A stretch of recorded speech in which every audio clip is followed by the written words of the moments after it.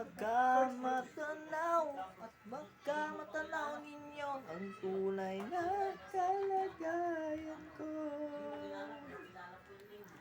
Tao po, nandyan po ba kayo sa loob ng malaking bahay at malawak na bakuran, mataas na pader, pinapaligiran ng mga nakapilang mamahaling sasakyan, mga bantay na laging bulong ng bulong, wala namang kasal pero marami ang nakabarong, tumaas man ang ulan ay walang butas ang bubong, mga plato kutsara na hindi kilala ang totong